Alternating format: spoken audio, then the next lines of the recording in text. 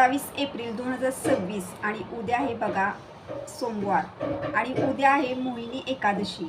आपल्या वर्षामध्ये एकूण 24 एकादशी येतात आणि प्रत्येक एकादशीचं महत्त्व हे वेगवेगळं असतं बघा। तुम्हाला सर्वांना माहिती आहे की एका महिन्यामध्ये 2 एकादशी येतात बघा, ज्याला आपण 15वडीची एकादश असं सुद्धा म्हणतो। तर प्रत्येक एकादशीचं महत्त्व हे वेगवेगळं असतं। तर आता मोहिनी एकादशी ही उद्या आहे बघा। तर उद्या आपल्याला मोहिनी एकादशी आहे म्हटल्यानंतर भगवान विष्णूंची, माता लक्ष्मीची अगदी साधी सोपी सेवा पूजा घरामध्ये कशी करायची, कोणते असे प्रभावी उपाय आपल्या घरामध्ये करायचे की जेणेकरून आपल्या आयुष्यातील अडचणी, संकटे दूर होतील, या संपूर्ण विषयी माहिती तुम्हाला आजच्या व्हिडिओमध्ये मिळेल। तर तुम्ही हा व्हिडिओ कुठेही स्किप न करता व्हिडिओ शेवटपर्यंत बघा। तुम्ही जर माझ्या चॅनलवर नवीन असाल तर चॅनलला लाईक करा, शेअर करा आणि नक्कीच सबस्क्राईब करा। चला आता व्हिडिओला सुरुवात करूया। सर्व स्वामी सेवेकरांना श्री स्वामी समर्थ। तर तुमचं प्रियालयचे चॅनलमध्ये अगदी मनापासून स्वागत आहे।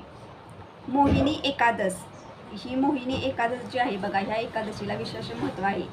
तसे प्रत्येक एकादशीला महत्त्व हे असतंच बघा आणि विशेष दिवशी केलेल्या उपाय, सेवा ह्या खूप प्रभावी असतात आणि याचं आपल्याला त्वरित फळ मिळत असतं। तर उद्या आपल्याला बघा मोहिनी एकादशी दिवशी काय नक्की करायचं आहे, कोणत्या सेवा करायच्या आहेत, त्याचप्रमाणे मोहिनी एकादशीचं महत्त्व काय हे तुम्हाला मी थोडक्यात सांगते। मोहिनी एकादश या दिवशी भगवान विष्णूंनी मोहिनी स्वरूपात रूप धारण केलं होतं आणि राक्षसाचा वध केला होता। यासाठी आपण मोहिनी एकादशीला विविध सेवा उपाय करत असतो बघा। तर आता तुम्हाला सांगते उद्या आपल्याला नक्की घरामध्ये कोणती सेवा करायची आणि ह्या खूप सेवा प्रभावी आहेत बघा। तुम्हाला सर्वांना माहिती आहे की एकादशीला खूप महत्त्व असतं। एकादशीचा उपवास केल्यानंतर आपण सर्व व्रत केल्याचं पुण्य फळ हे आपल्याला मिळत असतं। यासाठी एकादशीला आपल्या हिंदू धर्मामध्ये अनन्यसाधारण महत्त्व आहे बघा। एकादशीचं व्रत जी पण व्यक्ती करते तिच्या सर्व इच्छित मनोकामना पूर्ण होतात। भगवान विष्णूंचा, माता लक्ष्मीचा एक कृपाआशीर्वाद त्या व्यक्तीला मिळतो। तिच्या कुटुंबावर भगवान विष्णूंचा, माता लक्ष्मीचा एक कृपाआशीर्वाद राहतो। तिच्या घरामध्ये लक्ष्मी माता अखंड वास करते, निवास करते। यासाठी आपल्याला इतर वेळेला सेवा करणं शक्य होत नाही, पण अशा एकादशीलाच म्हणजे मोहिनी एकादशी जी पण ह्या 15वड्यामध्ये जी पण एकादशी येते, जी पण वर्षामध्ये ज्या पण 24 एकादशी येतात, त्या एकादशीला जरी तुम्हाला व्रत करणं शक्य नसेल तरी सुद्धा सेवा उपाय ह्या नक्की करत जावा। विशेष दिवशी केलेल्या उपाय सेवाचा खूप आणि खूप आपल्याला अनुभव येत जातो। ह्यासाठी मी तुम्हाला सांगते सकाळी महिलांनी लवकर उठायचं आहे। लवकर उठल्यानंतर आपलं अंगण वगैरे आपल्याला स्वच्छ करून घ्यायचं आहे। अंगणामध्ये पाण्याचा सडा टाकायचा आहे। त्याचप्रमाणे छोटीशी रांगोळी काढून घ्यायची आहे। घरामध्ये पाण्यामध्ये थोडंसं मीठ, हळद टाकायचं, घरामधली फरशी पुसून घ्यायची।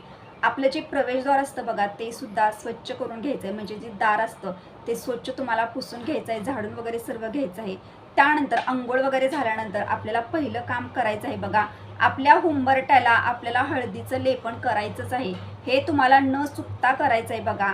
अशा विशेष दिवशी जेव्हा तुम्ही तुमच्या घरामध्ये अशी कामं करता त्यावेळेला माता लक्ष्मीचा एक कृपाआशीर्वाद आपल्याला मिळतो आणि उद्या एकादश आहे, एकादशी दिवशी नक्कीच तुम्ही हे न चुकता करा।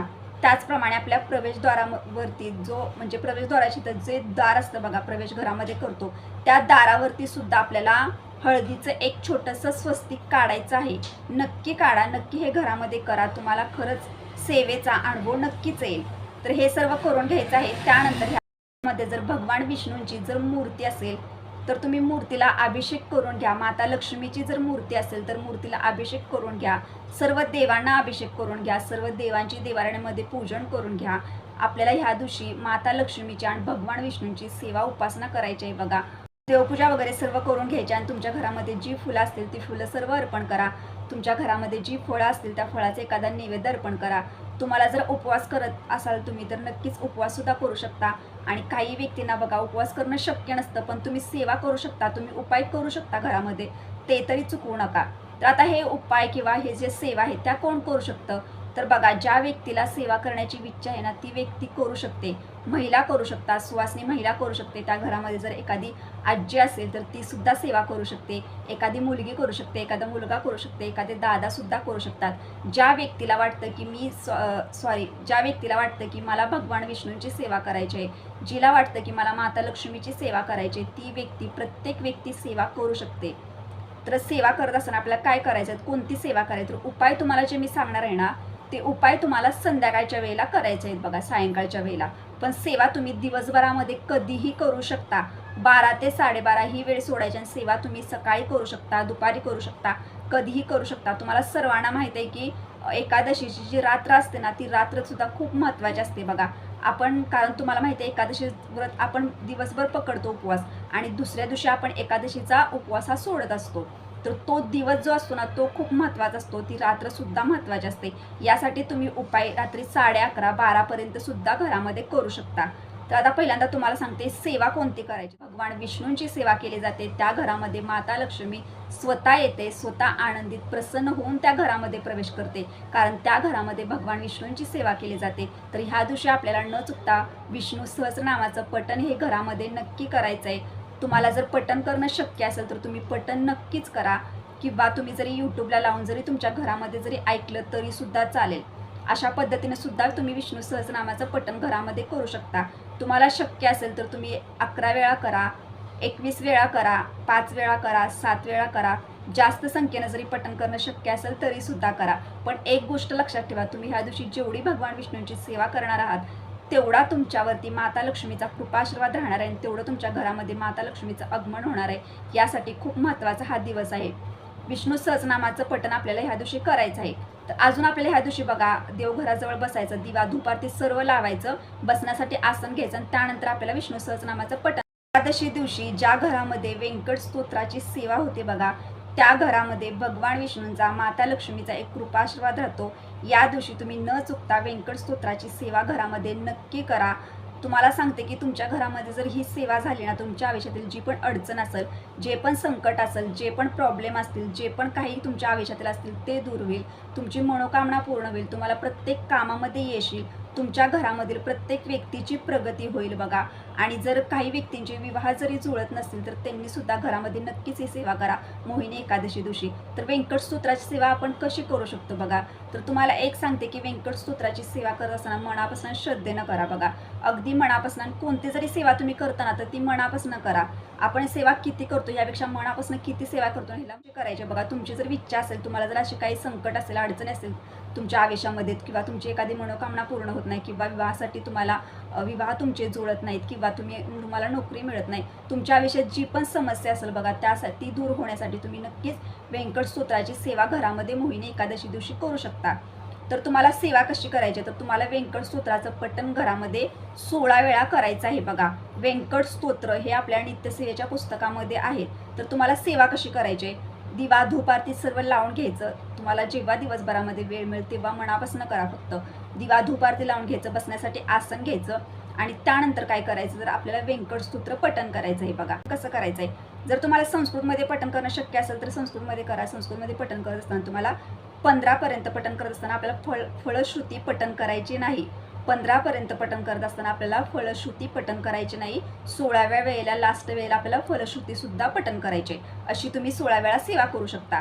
जर तुम्हाला संस्कृतमध्ये पठण करणं शक्य नाही तर तुम्ही मराठीमध्ये 16 वेळा पठण करू शकता.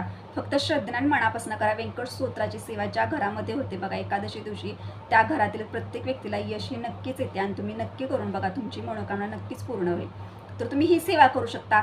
आता संध्याकाळची सायंकाळच्या वेळेला आपण उपाय कोणते करू शकतो बघा. तर ह्या दिवशी बघा मोहिनी एकादशी आणि तुम्हाला सर्वांना माहिती आहे की भगवान विष्णूंना तुळस ही खूप प्रिय असते. तर तुम्हाला ह्या दिवशी काय करायचं, सायंकाळच्या वेळेला ज्या वेळेला आपण दिवा धूप आरती घरामध्ये लावतो, 3 सण झालेले असते बघा, त्यावेळेला आपल्याला तुळशी मातेची सुद्धा पूजा करायची. हळदी कुंकू व्हायचं आहे. तुम्हाला तुळशी मातेला अगरबत्ती ओवाळायची आहे आणि आपल्या घरामध्ये जे शुद्ध गाईचं तूप असतं बघा, त्या तुपाचा आपल्याला तुळशी माताचं म्हणजे तुळशीजवळ दिवा लावायचा आहे. शुद्ध गाईच्या तुपाचा दिवा तुम्हाला तुळशीजवळ लावून द्यायचा आहे त्या दिवशी सायंकाळच्या वेळेला. हा उपाय आपल्याला घरामध्ये करायचा. ह्यामुळे काय होतं तर आपल्या घराचे एक संरक्षण होतं बघा. घरामधील नकारात्मकता बाहेर जाते, घरामध्ये सकारात्मकता प्रवेश करते, घरामध्ये वाईट शक्ती प्रवेश करत नाही आणि तुळशी माता ही आपल्या घराचे रक्षण करत असते. यासाठी आपल्याला हा उपाय आपल्या घरामध्ये करायचा आहे मोहिनी एकादशी दिवशी. आता दुसरा उपाय तुम्ही कोणता करू शकता, तर तुम्हाला सर्वांना एक सांगते की केळीचं जे झाड असतं त्या केळीच्या झाडामध्ये भगवान विष्णूंचा आणि माता लक्ष्मीचा वास असतो बघा.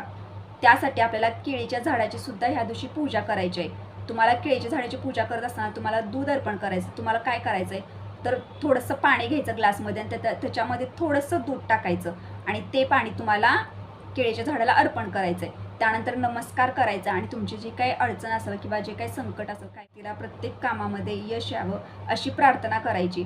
आता हे 2 उपाय मी तुम्हाला सांगितले, हे दोन्ही उपाय तुम्ही सायंकाळच्या वेळेला करू शकता. जवळपास जर केळीचं झाड असेल तर तुम्ही तिथं जावा संध्याकाळी 8, 7:30, 8च्या दरम्यान तिथं जाऊन तुम्ही पूजा करू शकता. पण ही व्यंकट स्तोत्राची जी सेवा सांगितली ना, ती सेवा नक्की घरामध्ये करा. 16 वेळा नक्की करा. 16 वेळा जरी शक्य नसेल काही महिलांना तरी मी सांगते तुम्हाला, तुम्ही 1 वेळा जरी मनोभावे पठण केलं ना तरी सुद्धा चालेल. तर अशा पद्धतीने मी तुम्हाला मोहिनी एकादशी दिवशी कोणत्या सेवा करायच्या, घरामध्ये पूजा कशी करायची साधी सोपी ह्याविषयी तुम्हाला सांगितलं. त्याचप्रमाणे सायंकाळच्या वेळेला उपाय कोणते करायचे ह्याविषयी पण सांगितलं बघा. तर तुम्हाला एक सांगते की एवढं लक्षात ठेवा की ज्या घरामध्ये भगवान विष्णूंची पूजा होते ना, त्या घरामध्ये माता लक्ष्मी स्वतःहून येते आणि प्रसन्न होते. ती आनंदित होते कारण त्या घरामध्ये भगवान विष्णूंची सेवा झालेली आहे. आणि ह्यासाठी आपल्याला ह्या दिवशी भगवान विष्णूंची विष्णू सहस्रनामाची आणि व्यंकट स्तोत्राची सेवा घरामध्ये करायचीच आहे. तुम्हाला जर आजचा व्हिडिओ आवडला असेल तर एक छोटंसं लाईक करा, हाईप करा. चॅनलवर जर नवीन असेल तर चॅनलला सबस्क्राईब करा. व्हिडिओ जर आवडला असेल तर कमेंटमध्ये श्री स्वामी समर्थ लिहा. आणि आता भेटूया आता नेक्स्ट व्हिडिओमध्ये पण सर्व स्वामी सेवेकरांना श्री स्वामी समर्थ.